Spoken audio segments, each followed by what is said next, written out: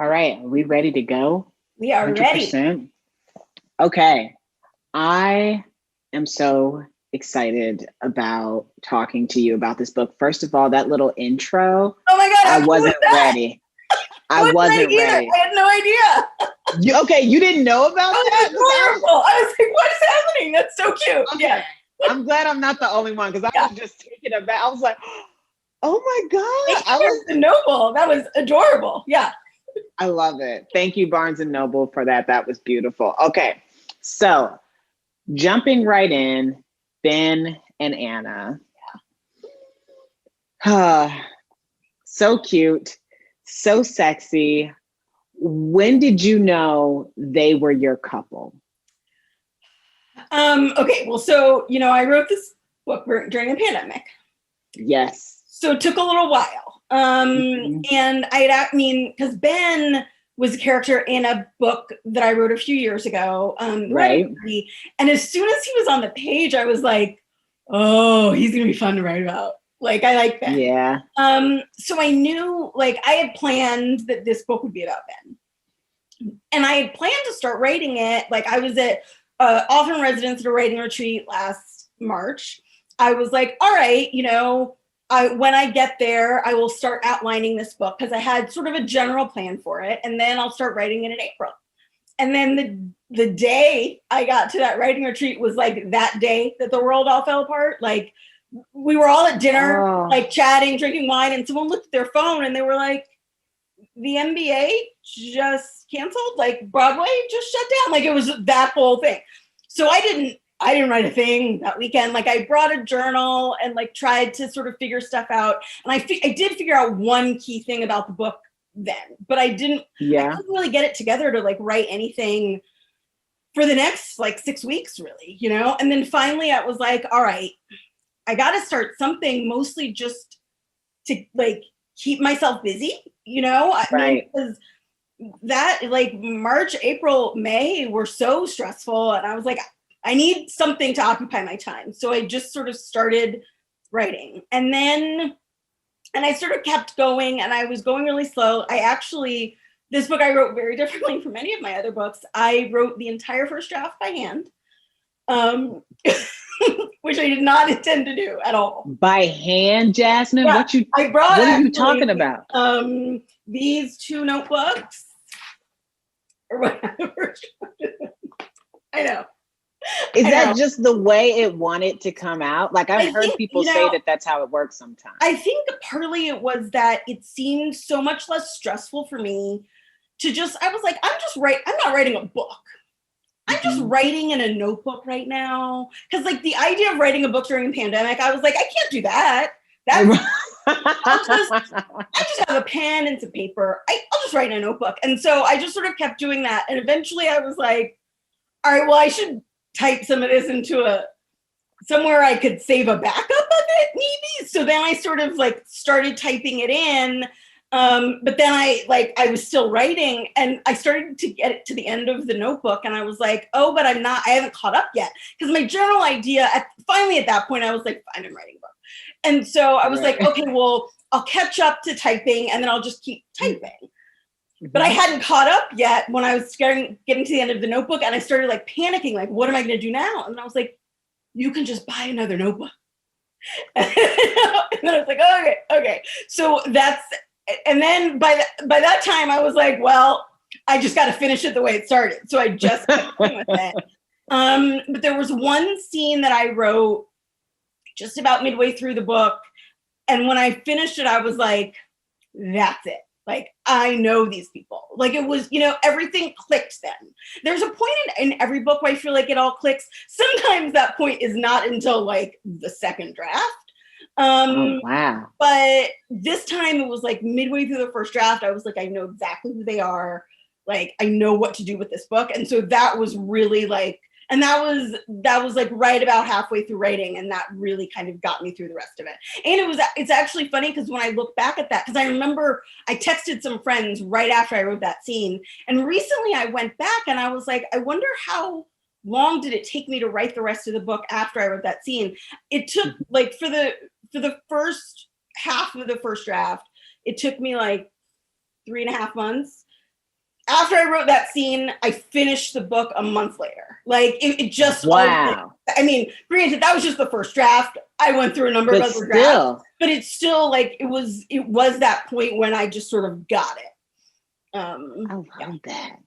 I love that. And I have to ask, because so much of the Hollywood backdrop, the behind the scenes of like publicity and PR and Hollywood, like how that stuff works. I was loving that about the book. And I also felt like, just because, you know, I have a little bit of insight into how some of that stuff works from like interviews I've done and stuff like that. Not a lot, don't get me wrong, but just a little bit. And it made me wonder, what kinds of movies were you watching when you were thinking about like this Hollywood idea and this behind the scenes idea? Just because like I feel like if you're writing about these things, there's probably certain movies that you're like, I can't watch those right now because they're too close to it. And there's some things that are like, that's exactly what I want to be watching. You know, I couldn't watch anything. Like I wasn't watching any movies because it felt like anything would have gotten in the way of like what was in my mind. And so I really wanted to just like get out kind of what was playing in my head onto the page without anything else interfering. Wow. I guess then that lets the story in your head sort of become the most interesting movie you're watching, like the most like interesting thing you're doing. Like, what an awesome way to stay motivated. How do we, okay. One of the things that I love about your writing in general, and this isn't just in this book, is that you do a really fantastic job of not just having all kinds of characters who identify all sorts of different ways. You also do a really good job of showing that the core or the center of love, or the core or the center of romance, isn't really that different for anybody, but it can change within a given context. And in this story in particular, we get a lot of that like Black love context of two Black people together in what are highly image focused careers, which is already a lot being Black. Yeah. And now you're in a very image focused career, and the plot doesn't shy away from that. It doesn't focus on that as a primary thing, but it doesn't ignore it, which is so beautiful. And I realized how infrequently I come across that in reading, period, like not just in romance, but reading in all genres, how hard it is to find that. So what do you think is going to move us toward fully exploring the potential for like that kind of story, like that expansive story of like Black love that doesn't have a chokehold? Do you know what I mean? On like everything that's happening in the romantic element. You know, I mean, I think just like we just need more, right? And we need more in kind of every kind of media. So in, you know, books, but also TV and movies. And I think you do see such a difference when it is someone Black who is behind the camera, like, you know, talking about movies or writing, because you see like, oh, they get it, you know, there's the things that you like, and that's part of like what I wanted Ben and Anna's relationship to be like. There were certain things they didn't have to explain to one another, like, you know, she could say things and he got it, and or, you know, he understood. I mean, it wasn't like he understood her life completely, but there were certain things about her life that he was like, oh yeah, I could see how that would happen for you. And so that's, you know, in that kind of relationship that happens, and that also happens when you see it in media. And so I just like, I want more of those stories out there all the time. Right. Me too. That's why I love it whenever I hear you have a new book coming out, because I know I'm about to get some more of that. Another thing that I really liked about this story is that Anna is not a, she's not an overly capable, overly likable Black woman. Like, she is complicated in ways that I feel like I don't often get to see Black women be complicated. Again, not just in literature, but in media, period. So I wanted you to talk to me a little bit about like the decision, really, because you have to make the decision to write a character like Anna, knowing that like people are harder on Black women characters already. And if she's not perfect, you know, there are sometimes people who are like, I can't get into this. Yeah, and it was something that I thought about, but I was like, but I can't do it differently. I think sometimes, because I've seen it from the beginning, I said something about this recently on social media, like people talk about unlikable characters and, unlikable female characters in books. And I was always like, well, but I don't like books like that. Like, because in my mind, when people talk about unlikable characters, I was like, oh, well, like people who are mean to everyone or like murderers or whatever, like that's not what I want to read about. And then I started writing books about Black women and I realized, oh, we're just unlikable no matter what, like no matter, I mean, and so I think like you can't write a Black woman character who everyone is going to like. As a matter of fact, most Black women characters you write, that people are going to pick on them no matter what. And that was something that kind of hit me hard at some point after I started writing books, because I was like, well, but what do you mean? Like I remember one time, people tag you on all sorts of things on social media, and sometimes I usually try to avoid it, but like one time someone was like, I started reading the proposal and I didn't like her attitude. And I was like, you don't like her attitude?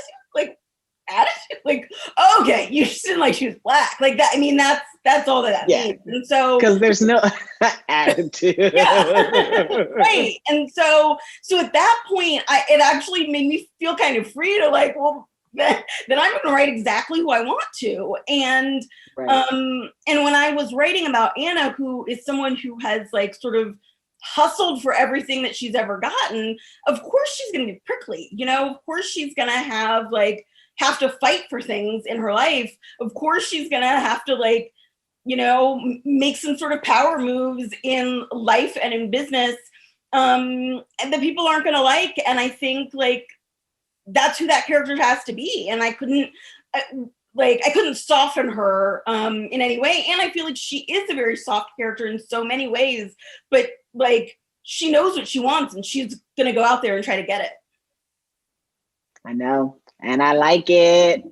I was like, there were quite a few times actually in the book where I thought it would be really easy for her to acquiesce. And when she didn't, even when it was kind of like, I kind of wish she would give a little more here, but she didn't, I was still like, good for you.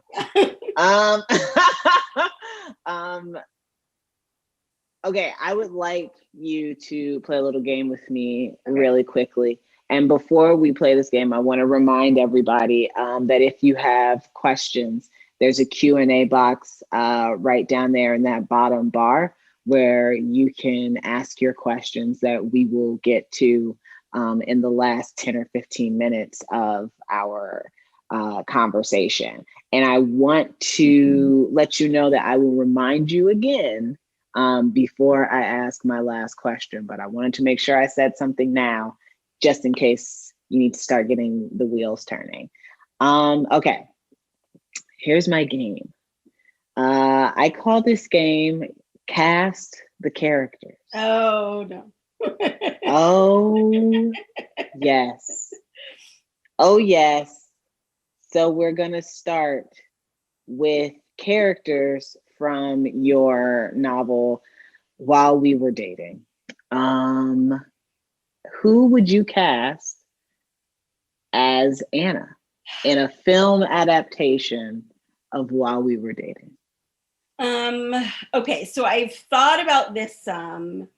Anna, I feel like is a little harder to me to cast. I think partly because I mean, there just aren't enough Black actresses, right? I think Right. that's part of the problem. But there was a picture of, oh, who was it? They were together in that movie, Nnamdi Asomugha, and who was in that movie with him? Tessa Thompson. Yes, Tessa Thompson. And I saw that picture. There was a picture of them together right before the movie came out. And I saw that picture and I was like, oh, but there'd been an Anna right there. That's been an Anna. Yeah. Oh my gosh, I see it. I see it. Yeah. I definitely see it. Okay. Next, from The Wedding Party, Theo and Maddie. Okay, so Theo, a number of people, like, it was funny because a few of my friends who read early versions of The Wedding Party, like, said this independently, and then like a bunch of other people have said this to me too. What's his name? William something. He's 3 names. He was on The Good Place. The black guy. I know exactly who you're talking about. And Chidi. Yeah, exactly. Yes. And for the record, William Jackson Harper. Yes. Thank you, Yolanda. Thank you, Yolanda. For the record, ended up in VIP of a concert one time, and he was in there. Even better looking up close. Oh, see, yeah, perfect Theo. Even better looking up close. Okay, what about Maddie? Oh, see, I do not have a good Maddie. If anyone has a good suggestion for Maddie, please let us know. All right, let us know if you have a good suggestion for Maddie, for the casting of Maddie from The Wedding Party. And last, but certainly not least, the proposal, Nick and Carlos. Okay, so Carlos, now you surprised me because I had good answers for this, like, back when. And now I understand. I know. I had a good Carlos, but now I have lost it. Oh, now I'm blanking on his name. This is my problem. Okay. I never remember actors' names. The guy who was in Star Wars. With which Star Wars? Zoe Kravitz for Maddie. I like this idea. Ooh, yeah. I do like Zoe Kravitz for Maddie. Yeah, you're right. John Boyega? No, the other guy. Oscar Isaac. Okay. Yes, thank you. Oscar Isaac. Okay, I got you. Yeah. I got you. Oscar Isaac. You know who I always think of? I don't know if you would get this, this might be a really tough one. But the guy who, I always think about this guy who played the sailor in the Fleet Week episode of Sex and the City that was flirting with Carrie in on the show. I'm gonna have to go look him up. And I forget, it's like Daniel. Oh, I cannot remember. I totally cannot remember his last name. But I do remember as I was reading the book thinking, okay, I know. Daniel Sunjata. Yes. Emma. Daniel Sunjata is his name. I'm going to have to look him up. You got to go look him up. Yeah. He's fantastic. Okay. All right. Thank you for playing this game with me. Thank you, everyone, for giving us names of all the people that we thought of that could picture, but not remember their names. Wait, did we do Nick? Oh, see, I do not have a good Nick at all. Good Nick. Yeah. Good Nick. We need a good Nick. What about Nicole Behari? Oh, yes, she is a good Nick. Someone suggested her before, and I agreed with that. Ooh, an Asian Naomi King. Yeah, I agree with that too. Yes. Okay. All right. Thank you guys for all your help. I think we did a great job casting these. So whenever someone wants to hire all of us, yes, we together, we will make this film. You know what I'm saying? We're going to make this series sing. One of the things that I thought, and then I actually tried to find some reviews or some little tips to see if anybody else felt the same way. And I found that quite a few people do. I felt like this was the sexiest in the series of the books. Like I was definitely like, Jasmine, come on now, you didn't tell me it was gonna be like this. Like, You know what's so funny? warn somebody. You know what's so funny is I was really nervous that my editor would make me pull back on some of that. And she didn't at all. But when she sent me edits at the very end, she was like, don't think I didn't notice that there's a lot more sex in this one. I mean, it was like, that was what their story called for. I couldn't do anything about it. this is another thing I wanted to ask you about because, so yes, so I'm glad that this wasn't just in my mind. Yeah. And that we really are vibing on the sexiest book in the series situation. So that made me think because of what you just said, like this is like how their relationship will work. Like that's just how it works out. How do you find the right expression of a couple's sexual relationship on the page? Because every time you write a couple, like because they're just two different people, you're writing a different sexual dynamic, a different sexual relationship. Like how do you like, do you just like keep writing and just see what happens, or do you have in your mind like, I just know what it's going to be like when these two people come together? It's some kind of combination of that. I think usually by the time I've gotten there, I've like written enough of each of them to kind of understand them and their relationship. And then also like what, because I think the key is to know like what each person wants, you know, like what is gonna be fun for each of them and then fun for them together. So I think usually that's how, because like by the time I have gotten to the first sex scene, I've usually kind of written their relationship a little bit, especially since I kind of ramble a lot in my first draft and like kind of figuring them out. And so it takes me a little while to get there.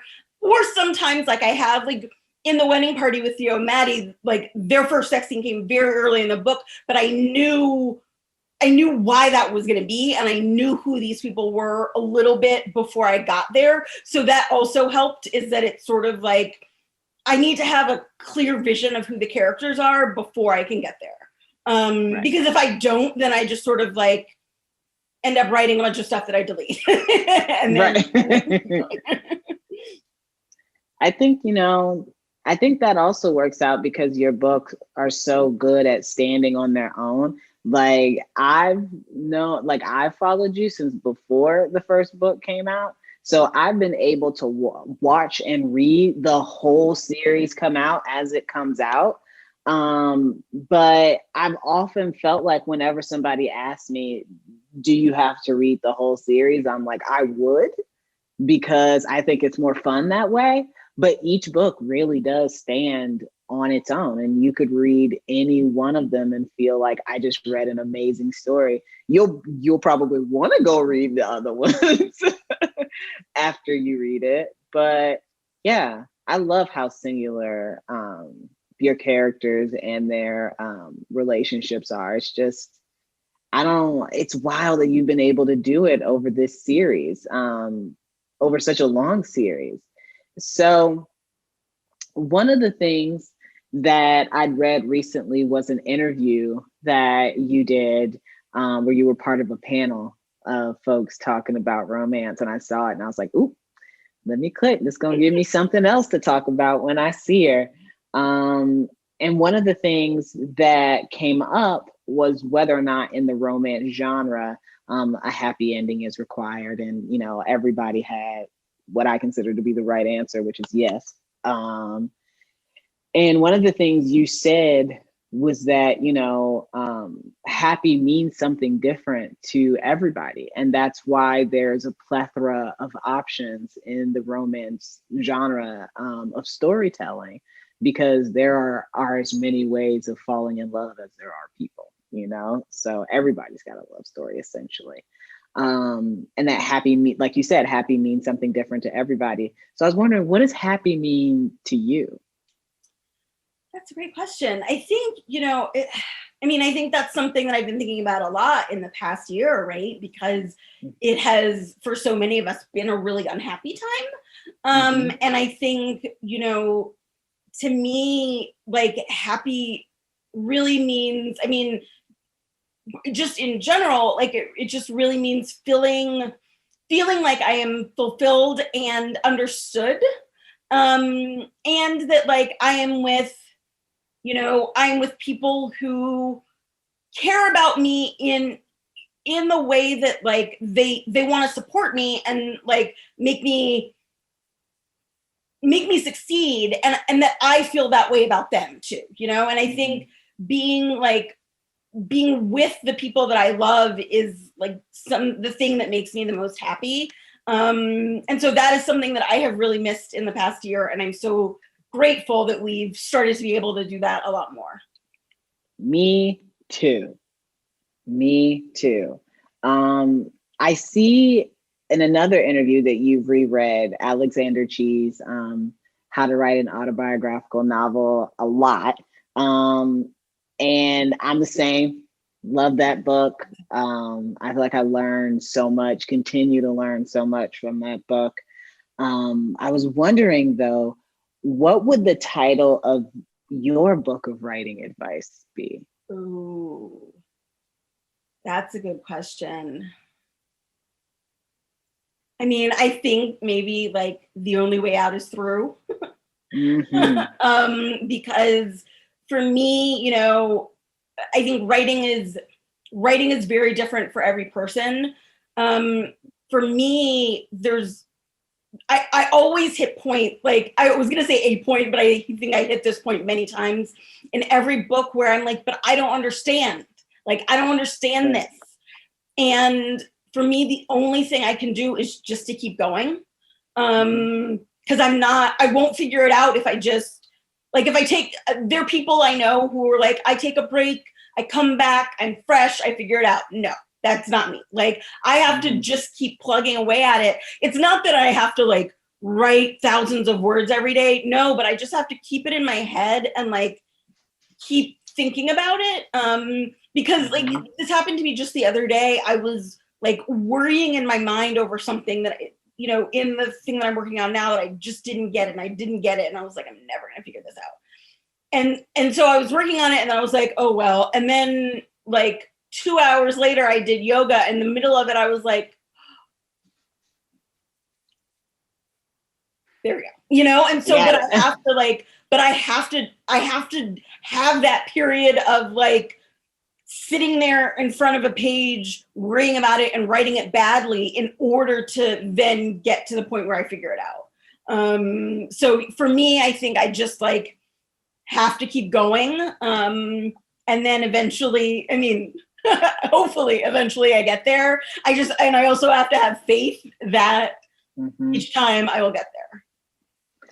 Are you the kind of person who writes in, like, seasons, like you find a chunk of time to write and then you take a large chunk of time off and then you do a large chunk of time writing? Or are you the kind of person who is kind of always writing? I am more the latter. Like, I do, but I write in relatively small chunks. Like, I do a little bit every day, most of the time. I try to take time off in between books, because otherwise, everybody needs, like, break time, and usually when I finish a book, I'm like, I can never write a book again. I'm like,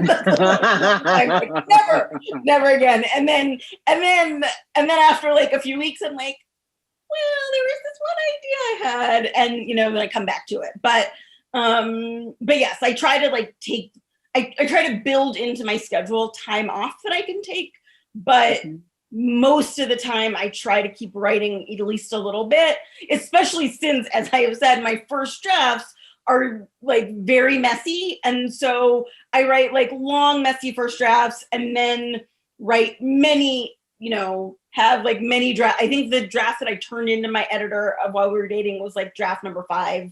And then, I did revisions, and then more. And so I think what ends up being published is, like, 10 or 12, I don't know.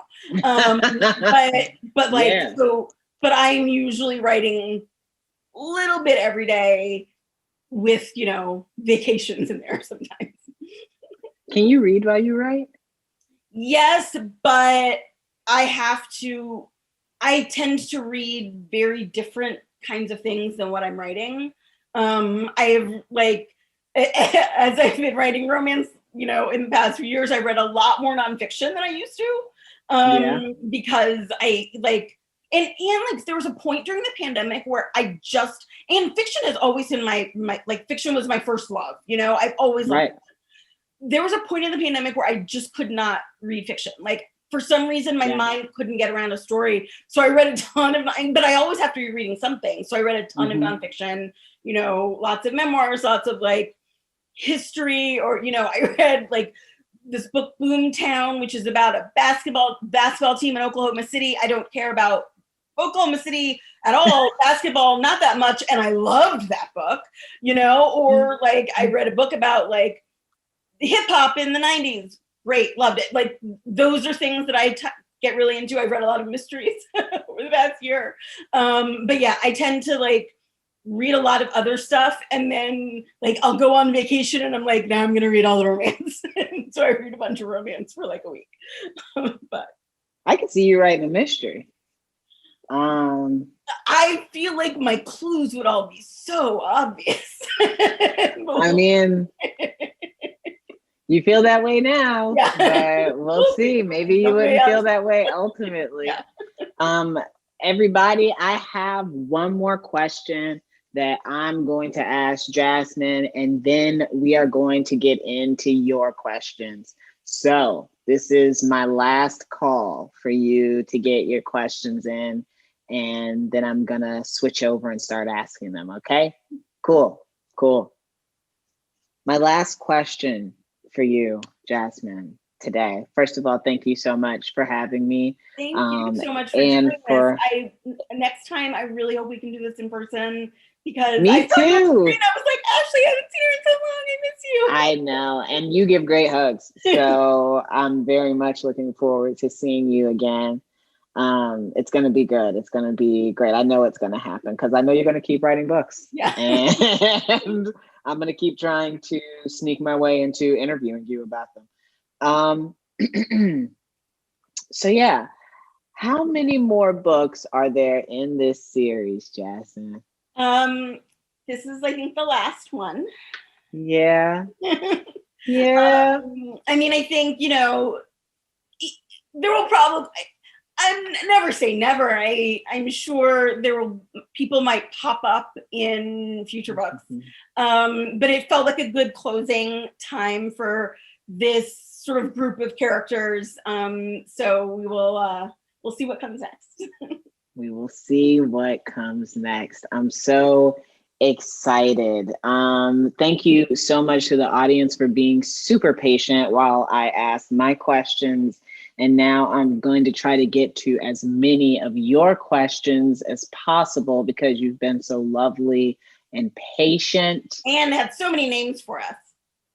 You know what I'm saying? Y'all really did the work in here today, and that can't be overstated. Okay, so we're going to start with a question from Catherine.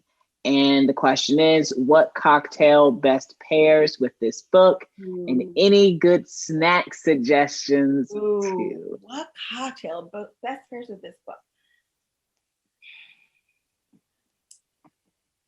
That is a great question. I would say, I mean, it's not particularly a summery cocktail, but I would say a nice Manhattan. I could see that. Yeah. I like that. I'm going for a Bay Breeze. All right. Okay.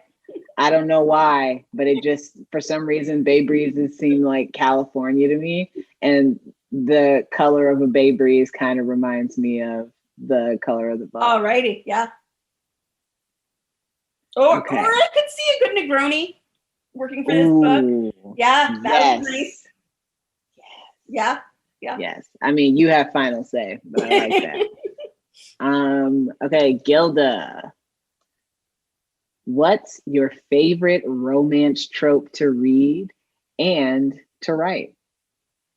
My favorite to read, I love A Marriage of Convenience, and then they fall in love. Oh, I just love it.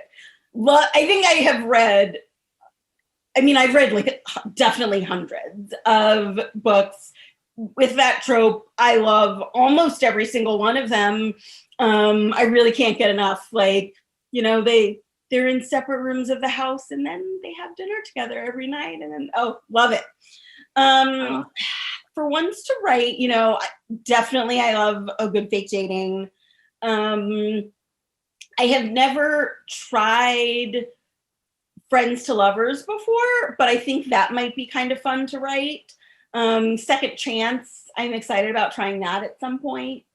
I find enemies to lovers very difficult to write, which I've written one. I know, that's what I was just thinking. I was like, what are you talking about? Because for me, I think the hardest thing for me on that is like to be able to have them be enemies and kind of, but not be, but I don't want them to be mean to each other. That makes me sad. Right. And I want them to still both be like people that you understand and like. And so that I think is the hardest thing for me in writing enemies to lovers.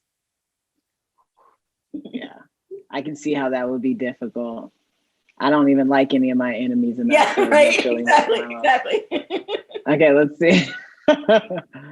Okay, Cece says, first of all, I love all your books, Jasmine. I agree, Cece. Are there any plans to turn your books into movies? Second, which character, if any, do you relate to the most? It's funny. Well, for the movie one, Hell Sunshine has the rights to the first 4 books. So let's keep our fingers crossed if they do something exciting with them. I hope they were listening for all of the great casting suggestions that everyone had. I think every single one of my characters has like definite specific personality traits of me. Like there was one point when I did an event for the proposal and someone asked me like, Carlos is a kind of domineering older brother. Did you do that because, you're making a point about like toxic masculinity? And I was like, no, I'm a domineering older sister. That is why. So like, I think, all of the women, all of the men have like little points about me. Maddie is very unlike me in many ways, but like, she's very messy, as am I. So like, they're all like me in lots of ways, and they're all totally Ben late to everything, just like me. So yeah. Yeah. I love it. Okay. Okay. This is from Nicole Adams. Did you think that the romance genre was the best medium for discussing interracial issues, dynamics? If so, why? Is this the best way to discuss these issues? I don't really think about it in those terms. For me, it's not really about like discussing issues. It's more about writing characters and writing people, and then, thinking about those issues in the context of their stories, and what naturally comes up and what doesn't, and what conversations that they have. But really at core, like I was just, when I first started writing romance, like The Wedding Date was the first romance that I wrote. I started writing it. I was just having so much fun writing it. That I just like wanted to keep going. And because I had written before, but it hadn't been romance. And then I started reading a lot of romance, and I was like, maybe I have this idea, maybe I could try it. And then I started writing it, and I was like, this is a blast. I love writing this. And so it was really that. And I think, issues about race come up because I'm writing about Black women, and so issues of race always come up in our lives, but that's not the core of the books. So it's not, for me, it's not really about what's the best place to discuss those issues, because I know they're going to come up in what I write, but it's like, what do I enjoy writing? And I love writing romance. So. Thank you. Okay. This is from Elise. Are there things in any of your drafts that you have just hated cutting out? Like extra scenes left on the cutting room floor? I'd love to read some deleted scenes. um, Most of what I did, like, it was funny because when I said the thing about how I was worried my editor would have me like pull back on the sex a little bit in this book, that has happened before. Like for the wedding date, there was like one sex scene that was deleted there, or like little bits of them. But then she relaxed about this book, so we'll see. So that's the only thing. I think for the most part, when I cut stuff, it's to serve the story. So sometimes it's just like a lot of times in rereading my first drafts, I'm like, oh, I wrote the exact same scene twice, just in like slightly different parts of the book without even really thinking about it. This is the better one. I'm going to go with that, you know? And so it's like, I'm feeling my way around something. So, you know, there's like an early scene in the first draft of while we were dating that I wrote before, because I sort of knew who Ben was, but I hadn't totally figured out his character. And then I was like going through in the second draft and I was like, oh, Ben would never do that. Done. You know, that scene is gone. Because once I like really figure out who the people are, it makes it much easier to make those cuts. So I'm not like, I don't worry as like, I don't have that like, oh no, I'm losing something important to the book. Like I think if it's important, it stays in.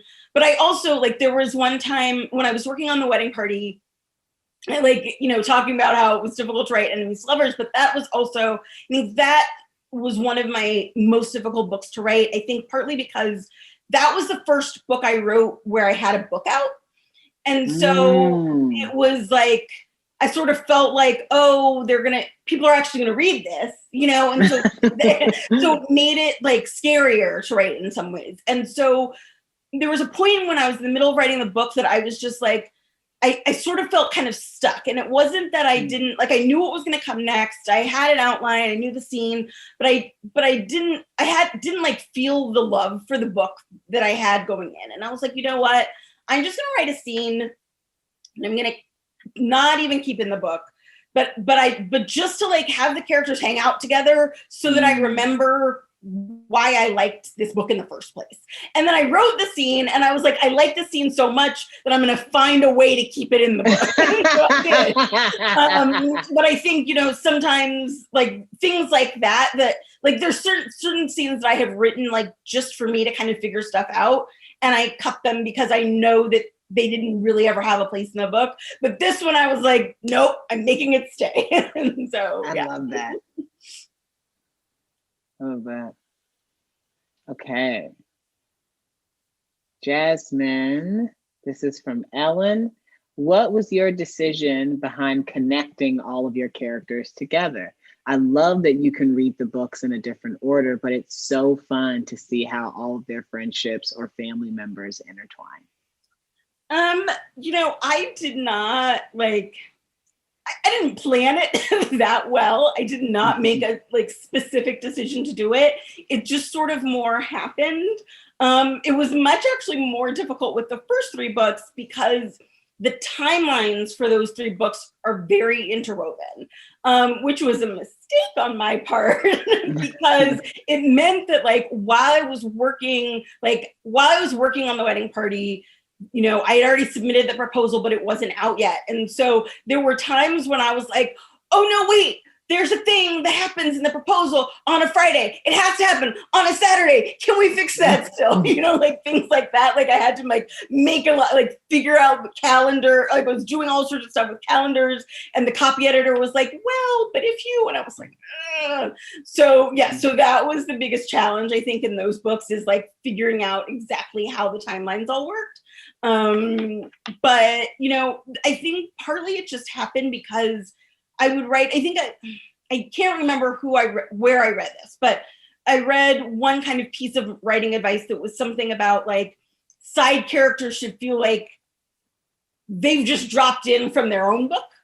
Right. And so sometimes I write side characters and I'm like, oh yeah, but I want to write that own book of theirs. Right. So it just sort of happens in that way. And it's less, specifically planned. I mean, like with While We Were Dating, I wrote Ben in the wedding party, and I was like, I have to write his book, and I didn't quite know what it was going to be or when, and it didn't end up happening, you know, until like 3 books later. But I did know, like, I need, you know, I had him in my mind, and I needed to write a book about him. I love it. Can we give the people an earring moment real quick so we can show them? I bought these earrings very specifically for this book. The fabulousness. Can we also get a manicure moment? Because I want them to see the matching, look at the colors. Yes, I didn't get to do this. I've gotten matching manicures for all of my books except for Party of Two, because everything was closed down last June. So I might have to like go back in and just get a Party of Two one, just you know, so it's feeling. I think you should. Yeah.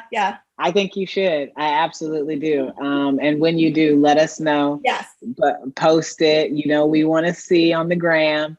Okay. And I think, let's see how much time we got left. All right. I think I probably get like 2 more questions. Alrighty.